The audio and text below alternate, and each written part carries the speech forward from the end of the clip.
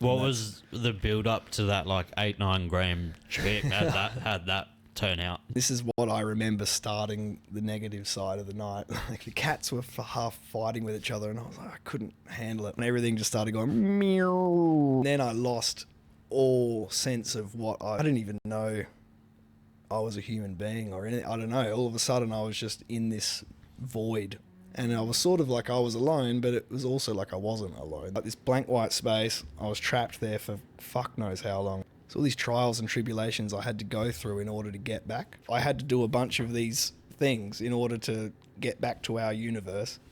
And if I failed, I'd have to go right back to the beginning and wait another eon to have another chance at getting back again. There was some kind of being or entity that was like, nah, you failed.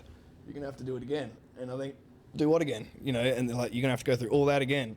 At a certain point, I was looking up at this like giant version of a Rolodex, and there were these big sheets, like business cards, but there's these huge panes of what I guess you'd call like, it looked like glass. Every single one of these panes of glass in the Ferris wheel were like different realities and different universes. And this being was like, yeah, well, you're going to have to wait until you can get back. Wait, how long, you know? Thousands and thousands of years, but you'll be right, like just wait. And basically this thing that spins around my universe is the only one that's, it's not making a lot of sense here, but the only one that's accessible is the one that's at the top of this Ferris wheel. I had to do all this shit, and eventually they, you know, I was rewarded and got given another chance at coming back here, and oh dude, it was the most incredible feeling ever.